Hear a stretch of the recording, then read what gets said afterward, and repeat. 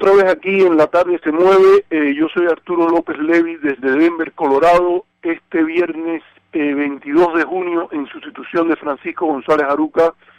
en este día especial he recibido casi ahora mismo una llamada en la cual me dicen que Edmundo García tiene algo importante que decir. Edmundo García, el titular de este programa, tiene algo importante a decir este viernes. Él me había solicitado que yo hiciera el programa, esta vez de nuevo en sustitución de Francisco González Aruca, así que vamos a ponerlo en línea y saber lo que él nos quiere decir. Muchas gracias, Arturo. La mañana de hoy traía una noticia muy lamentable. Ha fallecido en la ciudad de La Habana Roberto González. Roberto González es el hermano de René González, héroe de la República de Cuba y uno de los 5 luchadores antiterroristas cubanos que ha sufrido condena en los Estados Unidos y que aún permanece aquí bajo libertad supervisada. Roberto enfrentó una larga enfermedad, una triste y dolorosa enfermedad, y aún así continuó luchando por la libertad de su hermano y por la libertad de los 5. Roberto, desde el primer momento, desde que se supo la condena y lo que se intentaba hacer con los 5, Roberto, quien era abogado, puso todos sus conocimientos, sus energías, puso toda su fuerza en ir por el mundo hablando de la causa de los 5, del injusto proceso que se había desarrollado en Miami, y jugó un papel fundamental en la concientización de muchos. Impartió conferencias, conversó con juristas, con abogados en Estados Unidos, en Europa, en América Latina. Fue incansable la labor de Roberto González por la causa de los 5, no solo por la libertad de su hermano René. Hoy ha habido un desenlace, como los oyentes saben. René había podido visitar a Roberto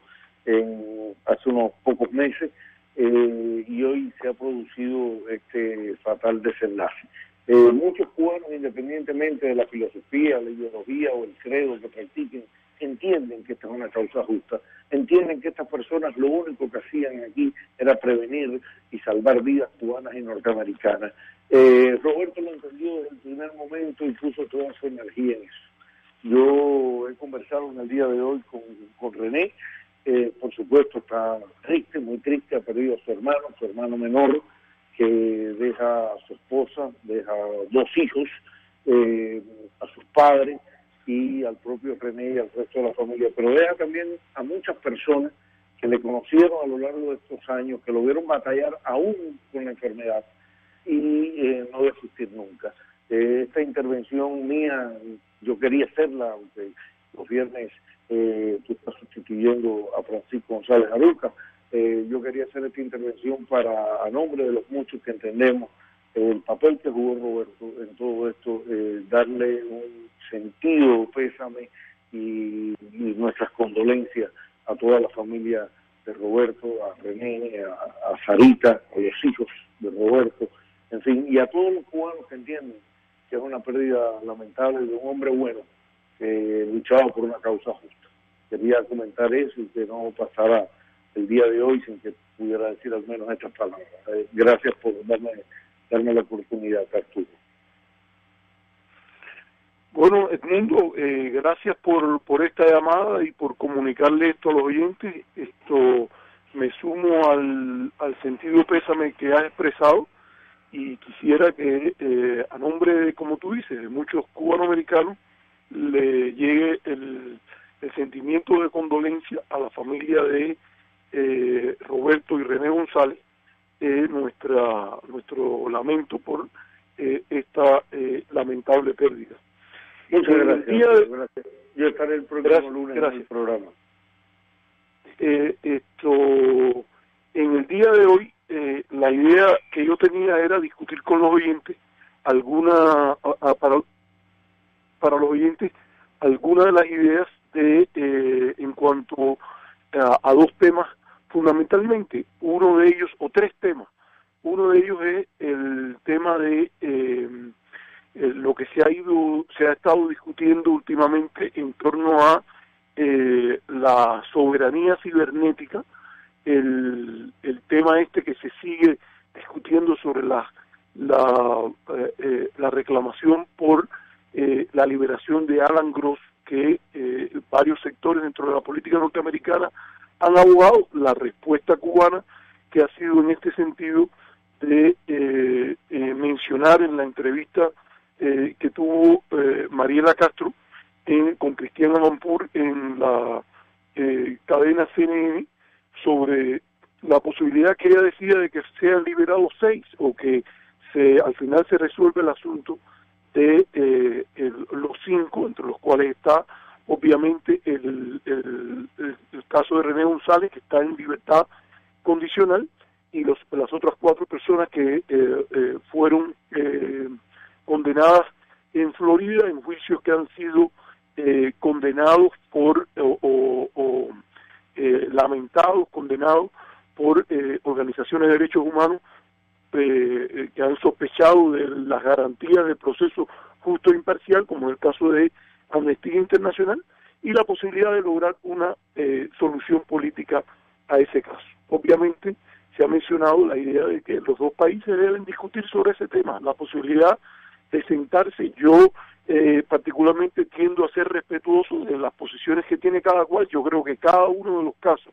el caso de Gross y el caso de los 5, debe ser discutido en su propio mérito, en la discusión pública, política que se haga del tema, y siempre me ha parecido irracional la idea de pedir de que Cuba vaya a liberar al señor Gross de una manera incondicional, sin que se produzca una conversación o un diálogo al respecto. Por lo cual a mí me parece que aquellas personas que insisten, como es el caso de los congresistas cubano-americanos, en la idea de una liberación incondicional de Gross, obviamente no están haciendo lo apropiado y lo correcto para promover que éste sea liberado. Un tema que aquí yo quería tocar y que tiene que ver con esto es este tema de la soberanía cibernética. Han habido algunas actividades últimamente, por ejemplo, ha habido una situación un tanto difícil con el caso de Google, en el cual, como parte de la aplicación de políticas asociadas al embargo y a la Helms-Burton, ciertos servicios de Google han sido excluidos el acceso a ciudadanos cubanos o personas que accedan a esos servicios desde Cuba. Y yo creo que esto también es parte del problema. Por una parte, se habla y se demanda el libre acceso de los cubanos, o se hacen acciones para promover el acceso de los cubanos a Internet, y se critican políticas oficiales del gobierno cubano, y por la otra se toman medidas que dificultan ese acceso, incluso para aquellos segmentos dentro del público cubano que ya tienen acceso a Internet a través de múltiples vías, ya sean, digamos, algunos casos de los Joven Club, o personas en las universidades, personas en las instituciones estatales, personas que lo hacen a través del pago en instalaciones turísticas o de otro tipo que existen en el país. Yo creo que, en primer lugar, ahí hay una inconsistencia importante, en la que por una parte uno dice que quiere aumentar el derecho de acceso a Internet, y por la otra toma acciones de este corte, o incluso hay medidas gubernamentales que lo que hacen es incitar a que la empresa privada o las empresas que tienen que ver con estos servicios, incluso algunos de ellos, muchos de ellos que son gratuitos, les sean negados a las personas en Cuba. Esto yo creo que es importante y hay que tomarlo en cuenta, y hay que tener una discusión serena, apropiada sobre este tema. En un segundo caso, yo creo que es interesante que se han revelado en la prensa norteamericana últimamente algunos temas que incluso han creado hasta una investigación congresional por supuestos leaks o escapes de información que tienen que ver con acciones de guerra cibernética. Ha habido una serie de artículos en el Washington Post que se llama bajo el título de Zero Day,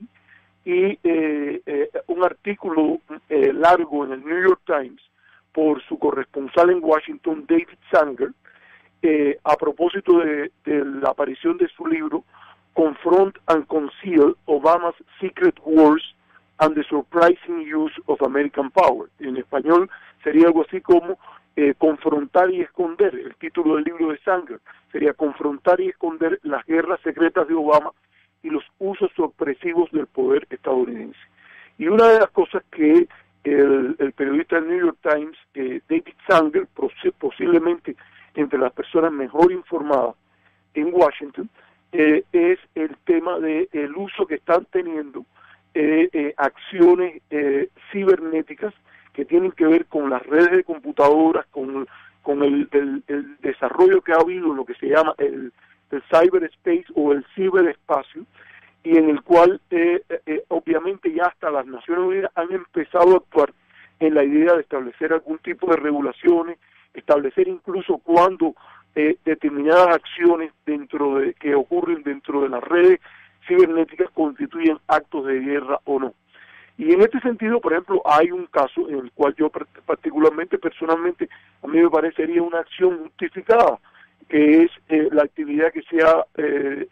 librado en relación, que el libro de Sanger se lo atribuye a Estados Unidos e Israel, de actividades que se hicieron a través de un gusano cibernético que se menciona, que se llama StoneX, se diría, lo voy a deletrear para que el que quiera lo busque, se dice STUNNEX, StoneX, que es un virus informático, un gusano informático que se usó para retrasar el programa nuclear iraní. Y es un caso en el cual esto creo que había empezado incluso en la época de la administración Bush, pero que la administración Obama lo continuó, y que revela que ya han pasado cosas, no solo en este caso de Estados Unidos e Israel, en el caso hacia Irán, en mi opinión justificado. Nuevamente aquí separo lo que podría ser una opinión editorial del programa de lo que es mi opinión personal, pero obviamente los países están tomando conciencia de eso. En los últimos documentos, los estimados públicos, que es a lo que yo he tenido acceso, los estimados públicos del Consejo Nacional de Inteligencia y de otras instituciones, se menciona cómo China, por ejemplo, se está preparando para una guerra cibernética asimétrica, y que incluso se ha mencionado en algunos casos que los sitios de campaña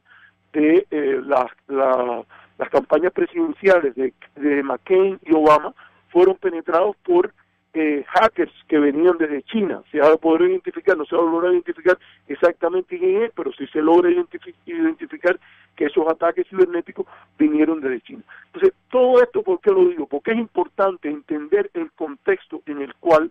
la discusión sobre el espacio cibernético está teniendo lugar. Y en este caso, en una discusión política no puede partir de ingenuidades. Hay que separar, por un lado, la lucha por el derecho humano a la información, la tecnología, que implica que los cubanos, para su propio desarrollo, se debe ampliar, expandir el derecho de toda la población a conectarse con la red de redes. Y yo creo que las discusiones que ha habido, por ejemplo, sobre el retraso en el avance de ese programa de conexión a Internet, e incluso después de lo que se ha anunciado como el cable de La Guaira en Venezuela a la playa de Siboney en Cuba, toda esa discusión yo creo que es una discusión legítima, apropiada. Yo creo que cualquier cubano patriota quiere que su país se desarrolle y quisiera que mientras más conexión hubiese a Internet es posible. Ahora, es importante también estar consciente que hay potenciales usos de Internet que tienen una connotación bélica, que pueden hacer daño al país, y que obviamente todos los países, desde la propia discusión en la ONU, están defendiendo el derecho a tener ciertos controles sobre el acceso y el control y las conexiones, sobre todo, del país en cuestión con la red de redes. Esto yo creo que es importante, puesto que ya la ONU y otros grupos están trabajando en leyes y protocolos nacionales e internacionales para lidiar con esto. Y en cierta medida yo recuerdo todo esto y cierro un poco con lo de Gross. Cuando uno escucha lo que se estaba haciendo en Cuba, y hay un despacho de AP que escribió Desmond Butler sobre este tema, la idea era crear una red de conexión a Internet al margen y evitando cualquier tipo de control por el gobierno cubano. Cuando digo cualquier tipo de control, se refiere a los que pueden ser legítimos y algunos con los cuales la comunidad internacional pudiese cuestionar. Pero cuando se trata de andar por cuenta propia y prácticamente evitar cualquier tipo de control, obviamente hay una desviación de lo que son o tratando de evitar controles que pueden ser legítimos, que protegerían, por ejemplo, la red de, una vez que se conecte o que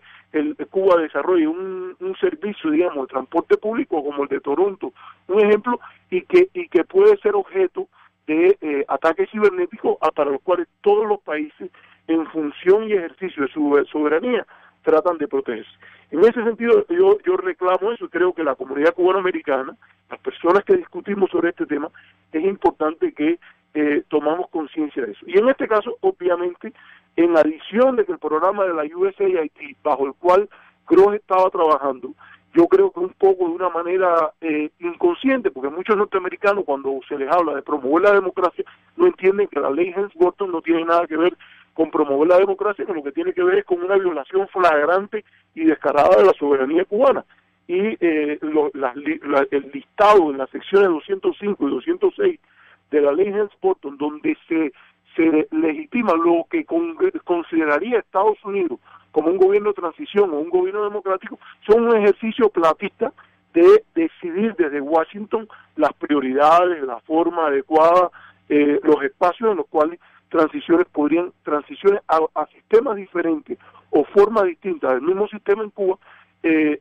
pudiesen hacerse si el pueblo cubano decidiera esos temas soberanamente. En adición a eso, yo creo que ahora hay evidencias sustanciales de que no solo por los tratados y protocolos que en la ONU se han estado promoviendo sobre el tema del uso del Internet y el espacio cibernético, sino por el hecho de que ya tenemos pruebas, evidencias que se han escapado y que están apareciendo en libros y en artículos como este de David Sanger en el New York Times, nos demuestran lo importante que es para bajo cualquier circunstancia, que Cuba tenga una valoración en sí misma seria sobre su soberanía cibernética, y que los otros países, incluyendo Estados Unidos y cualquiera que quiera influir en Cuba sobre cualquier tema, incluido el tema de los derechos humanos, sea sensible hacia esos temas. Por eso yo creo que en última instancia lo mejor que sería era que Estados Unidos reconozca, el gobierno de Estados Unidos, el hecho que el señor Gross no estaba trabajando para ninguna organización judía norteamericana, tenía un subcontrato con el gobierno norteamericano, y que a partir de tomar esa responsabilidad se inicien negociaciones serias. Yo no sé si va a ser 5-1, a lo mejor hay otros presos en Cuba que el gobierno norteamericano puede tener interés. De hecho, hay ocasiones en que personas en la comunidad cubanoamericana han expresado interés en personas que están presas en Cuba, que no es solo Alan Gross, pero creo que en este sentido lo más lógico es sentarse y conversar sobre eso. Yo lo voy a dejar aquí en este momento el tratamiento de este tema, y vamos a los primeros comerciales, Michael, así que nos vemos después de los comerciales. Bueno, estimados oyentes, estoy de vuelta. Soy Arturo López Levy desde Denver, Colorado, este viernes 22 de junio, en sustitución de Francisco González Aruca. Edmundo García, el titular del programa, estará de vuelta el próximo lunes. Bueno, retomo un poco para terminar con el tema que les había estado hablando, de lo que es la soberanía cibernética, la posibilidad o el deber incluso de los países de tener una política de defensa que a la vez reconozca el derecho de sus ciudadanos a acceder a la red de redes, pero que también responda a una preocupación lógica y apropiada de protección frente a posibles ataques cibernéticos, no solo de otros estados, sino de grupos no gubernamentales. En este caso, yo creo que en el tema cubano siempre una preocupación legítima sería tanto la actuación de grupos que dentro del gobierno norteamericano a veces se desvían de las políticas oficiales, y en este caso, por ejemplo, me gusta siempre recordar ahora algo que he aprendido recientemente, leyendo las memorias de la secretaria de Estado Condoleezza Rice, que se llaman No Higher Honor, o sea, no ningún honor más grande. Ella relata cómo ella tuvo una iniciativa buscando establecer un intercambio de secciones de intereses con el gobierno iraní. Que hubiese una sección de intereses norteamericana en Teherán y una sección de intereses de Irán en Washington. Y entre las cosas que decía era que eso parecería o debería ser una posibilidad de manejar mejor las relaciones que serviría a los intereses nacionales de Estados Unidos, y ponía como ejemplo el caso del intercambio de secciones de intereses con La Habana, en el cual ella dice que sin tener ninguna simpatía con el gobierno de Fidel y Raúl Castro, de todas maneras, eso ha servido y ha sido un mecanismo eficiente y apropiado, y que Estados Unidos se ha beneficiado de eso, y Cuba también. Esto es curioso que ha habido grupos dentro del propio gobierno norteamericano, como fue el caso del secretario de Estado adjunto Roger Noriega, que por cierto es el único secretario adjunto que sirvió bajo la secretaria Rice, que ella ni lo menciona, ni dice nada bueno ni nada malo de él, pero no aparece, el nombre de Noriega no aparece en el libro. Pero es curioso, porque lo hemos sabido por sus propias intervenciones, de que él, junto con James Kayson, tenían la idea de tratar de sabotear lo más posible el trabajo de las secciones de intereses, y si se producía una ruptura o una cancelación de las secciones de intereses, bienvenida sea. Por eso tenemos que tener en cuenta que a veces la idea de la protección, de la defensa de la soberanía, no es solo en relación con el gobierno norteamericano, sino que pueden haber este tipo de grupos de personas con una agenda por su cuenta que traten de hacerlo, y en adición grupos concretos, incluso no vinculados al gobierno, que también tratan de hacer de la suya, como fue el caso, por ejemplo, de las bombas que se trataron de poner en hoteles cubanos en los años 90, en el cual estaba vinculado grupo con el cual estaba acción con la que había estado vinculado el grupo de Luis Posada Carrilli, que trató de coordinar ese tipo de actividades utilizando personal centroamericano para hacer este tipo de actividades. Entonces, no es de inconcebible de que determinado grupo trate de digamos, hacer daño a, digamos, la red que pueda tener Cuba, la forma que tenga acceso a Internet, cuando incluso se ha usado la legislación del embargo para limitar esas cosas. Es posible que lo hagan los gobiernos, es posible que lo hagan personas vinculadas al gobierno, incluso sin seguir la política oficial, y es posible también que lo hagan grupos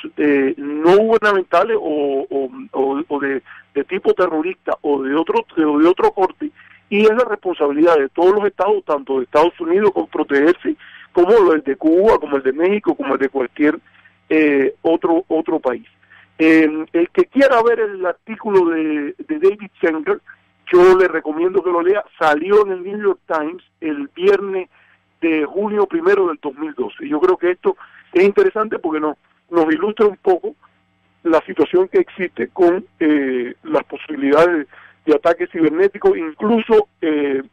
consecuencias no previstas que estas cosas pueden traer. El otro tema que yo traía para hoy, otro de los temas que traía para hoy, ya me acuerdo que dije que iba a tratar 3 temas. El segundo tema que voy a tratar es elecciones que han ocurrido en países cercanos a Cuba, 2 concretamente, o uno que ya ocurrió y otro que está por ocurrir, y que he visto que el nivel de atención que han generado en la prensa norteamericana e incluso la prensa hispana ahí en la Florida, ha sido no gran escala como la importancia que tiene. En un caso es la elección en la República Dominicana, donde el Partido de la Liberación Dominicana ganó las elecciones, va a seguir ahora en un tercer gobierno,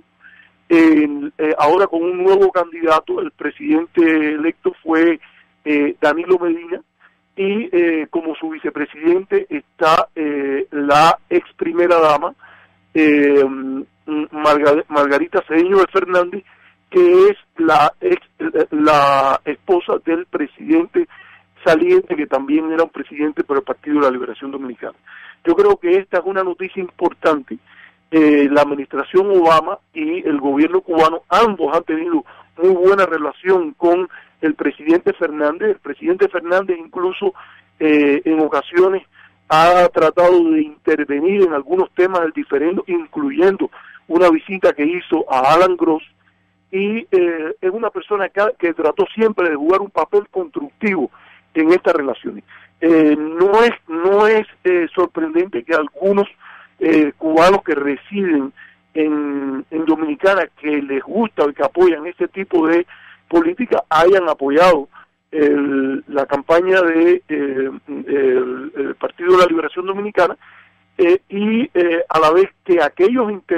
más interesados en obstruir, en crear situaciones en que la República Dominicana nunca juegue ese papel positivo, hicieron una campaña muy fuerte a favor, incluso en la prensa, en cosas, a favor de el candidato del Partido de la Revolución Dominicana, el Partido Revolucionario Dominicano, de Hipólito Mejía, con el candidato Hipólito Mejía. Esto yo creo que es interesante. El resultado obtenido es un resultado positivo. El presidente electo no viene de la misma facción que Leonel Fernández dentro del Partido de la Liberación Dominicana, pero yo creo que en línea general las relaciones de la isla con Cuba y obviamente el proyecto de una relación hemisférica de diálogo, de cooperación, de multilateralismo en la OEA y en otras instituciones como la propia Cumbre de las Américas, yo creo que se va a continuar esa posición a favor de eso, no una posición hostil a los Estados Unidos, no una posición encaminada a crear problemas o a anotar puntos retóricos, pero sí una posición encaminada a que haya un multilateralismo no asimétrico, sino con mucha simetría, que se reconozcan las realidades de la región, y yo creo que eso es muy interesante. La otra elección que estamos en las vísperas es la elección mexicana. La elección mexicana ocurre en un contexto en el cual México ha tenido un proceso, una tendencia histórica de acercamiento a los Estados Unidos. Yo creo que eso ha pasado, eso ya venía desde la aprobación del Tratado de Libre Comercio bajo la administración del presidente Carlos Salinas de Gortari, se continuó con la administración de el presidente Ernesto Zedillo Ponce de León y bajo las administraciones del Partido Acción Nacional del presidente Vicente Fox y ahora el presidente Felipe Calderón. Yo creo que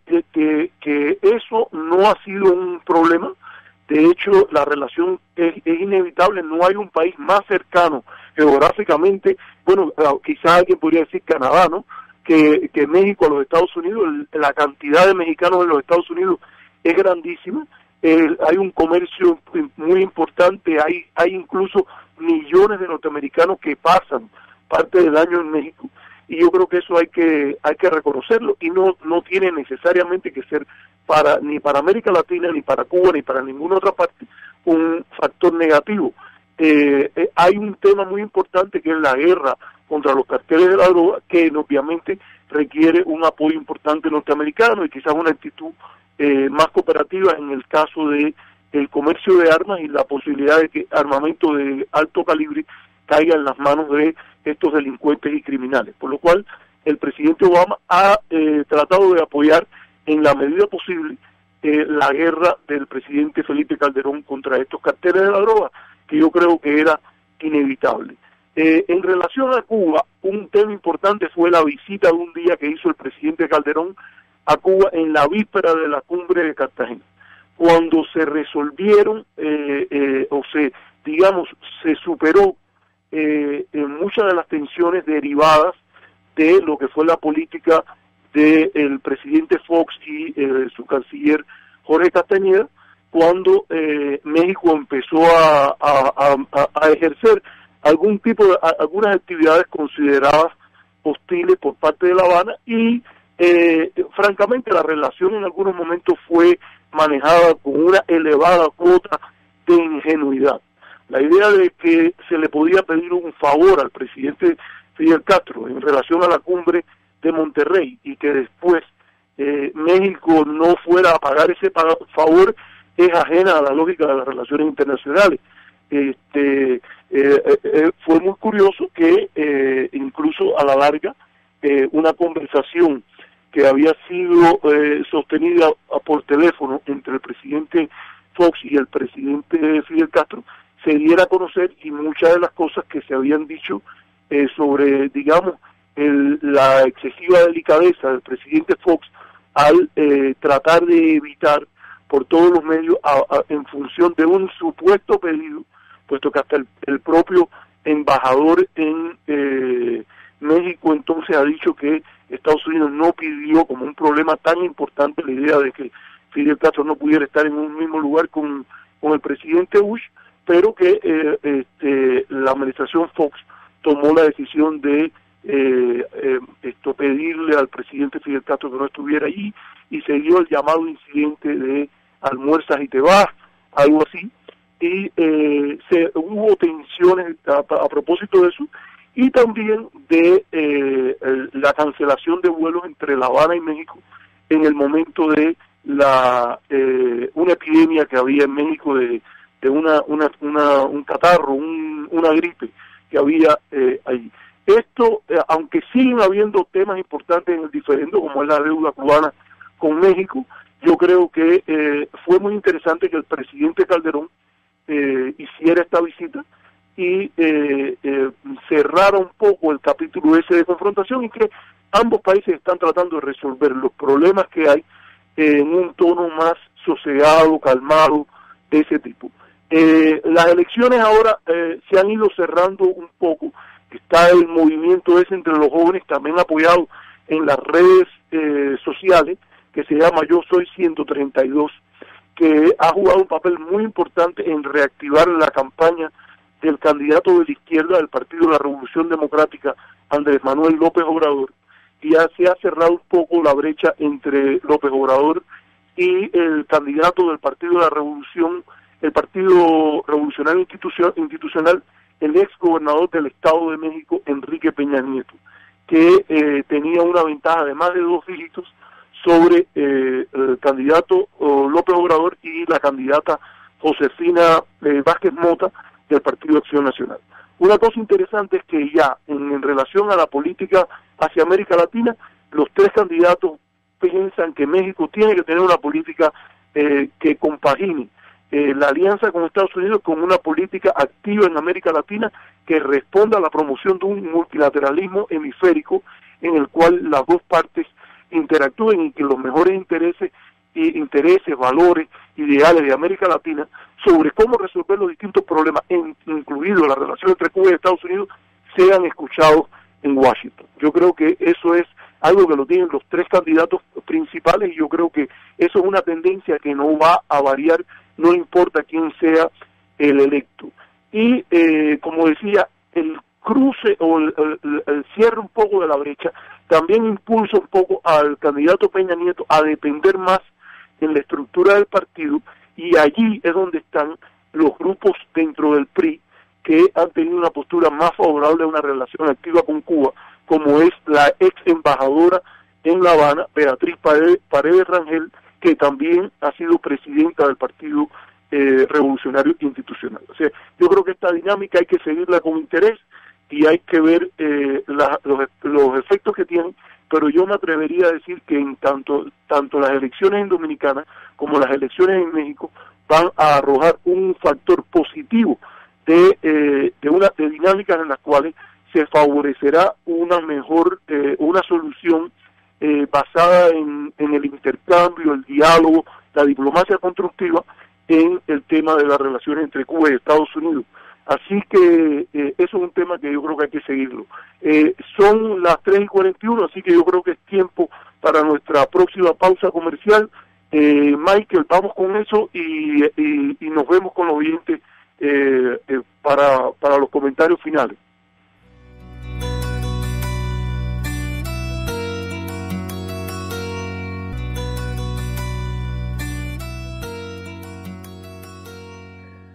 Bueno, estimados oyentes, otra vez aquí en La Tarde se Mueve. Yo soy Arturo López Levy desde Denver, Colorado. Este viernes 22 de junio, en sustitución de Francisco González Aruca. Edmundo García, el titular de este programa, estará de vuelta el próximo lunes. En este caso quería mencionar ahora el tercer tema que voy a tratar hoy. se han publicado esta semana, o es posible que haya salido a finales de la semana pasada, dos interesantes libros sobre la vida del senador Marco Rubio. En este momento es uno de los dos senadores cubanoamericanos en el Senado de la Unión. Los dos libros, uno es escrito por el propio Marco Rubio, que se llama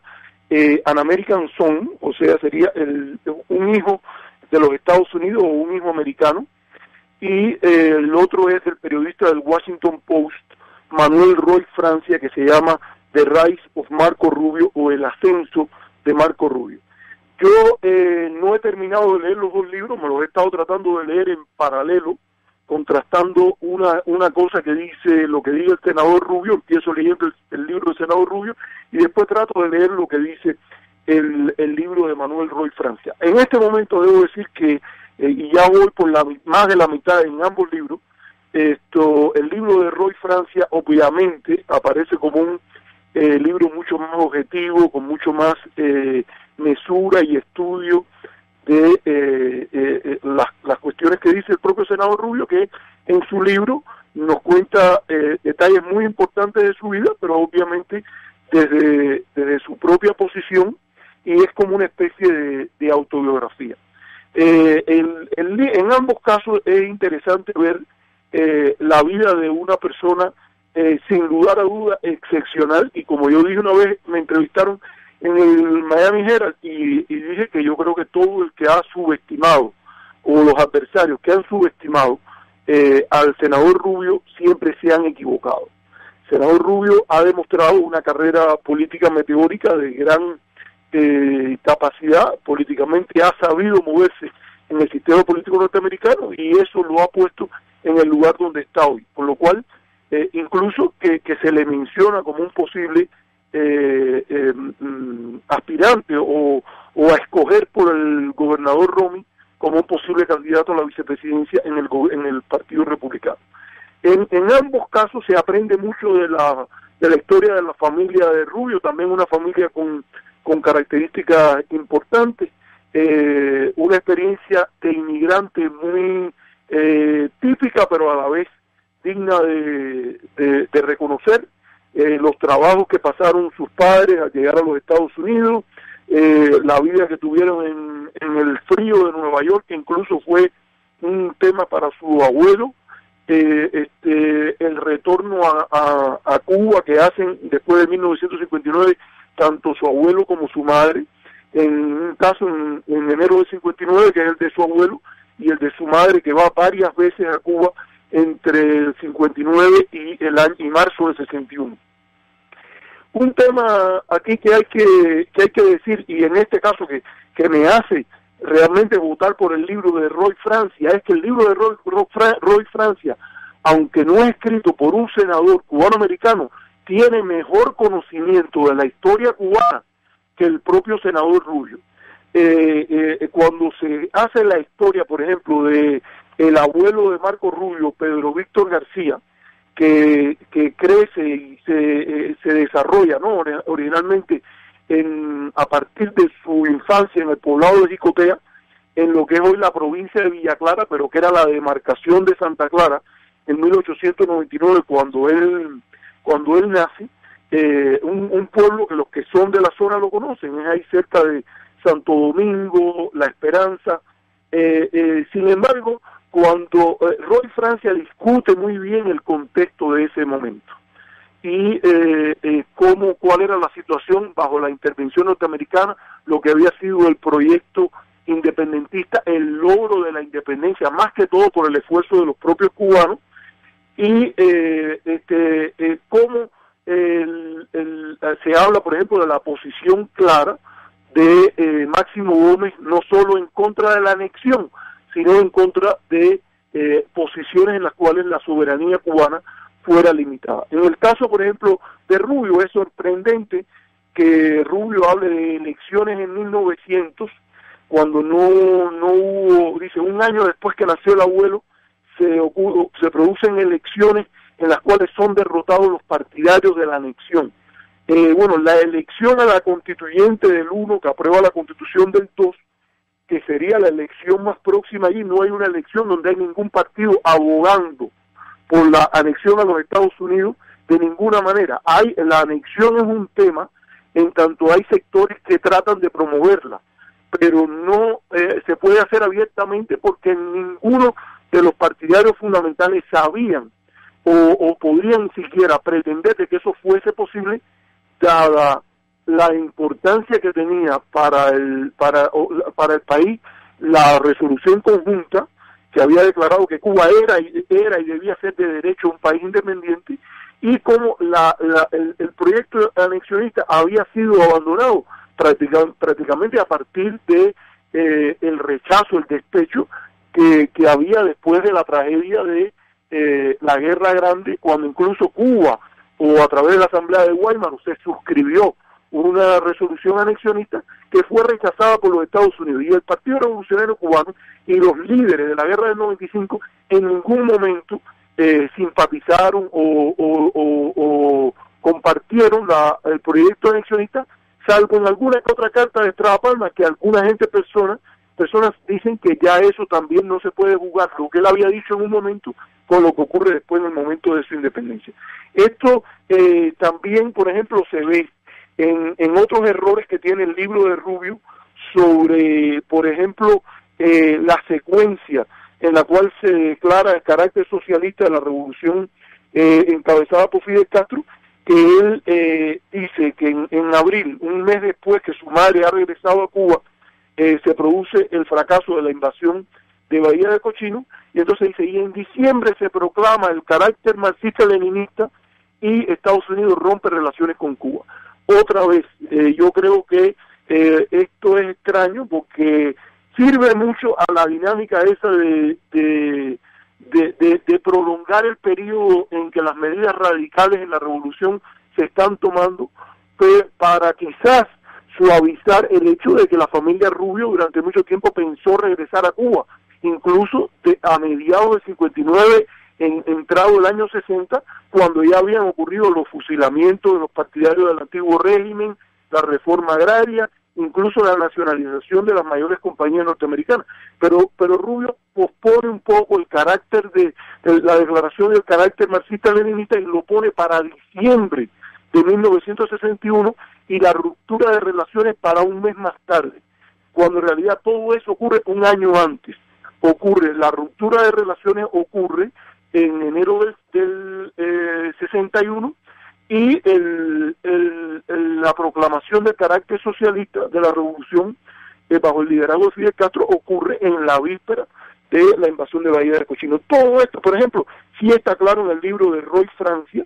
que es bastante, digamos, en las partes que he leído, a lo mejor puede ser que encuentre otros errores, pero en el libro de Francia hay un respeto por la historia cubana que es más evidente que en el caso de Rubio, que como decía, que es un libro también interesante, tiene cosas que tienen que ver con su formación, su periodo, por ejemplo, en la religión mormona, algo que sería muy sorprendente, que en lugar de, siempre se ha hablado de la posibilidad de que tengamos el primer presidente mormón, pero sería curioso que el pique electo no contara solo con un bautizado mormón, sino con dos bautizados mormones, aunque sabemos que ahora el senador Rubio no está dentro de esa religión. Aclaro que hay razones para votar contra Romney y votar contra Rubio. El hecho que ambos hayan sido mormones, o que uno de ellos todavía lo es, no es una razón legítima para eso. Estados Unidos es un país con en la cual hay bien claro una separación entre religión y el Estado, y eso yo creo que hay que tenerlo en cuenta. Una cosa interesante es, de nuevo, el tratamiento de la emigración de los padres de Rubio en el año 56 y su llamada condición de inmigrante.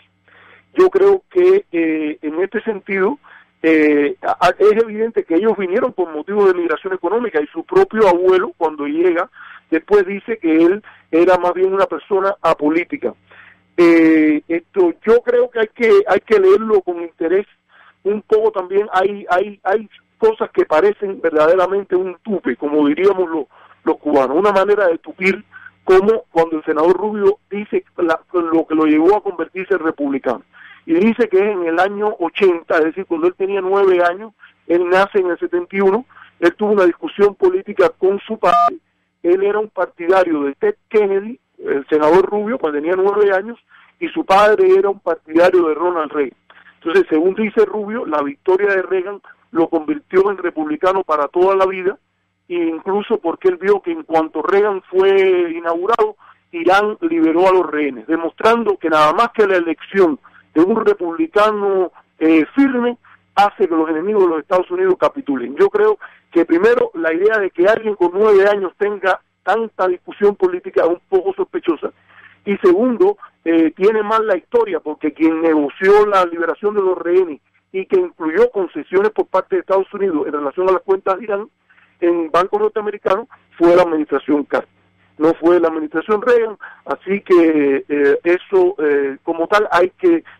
cuestionarlo. Lo dejo ahí, este es el final del programa, me despido de la audiencia, posiblemente los vea el próximo viernes y el mundo me vuelve a llamar, y les deseo un feliz fin de semana, que Dios bendiga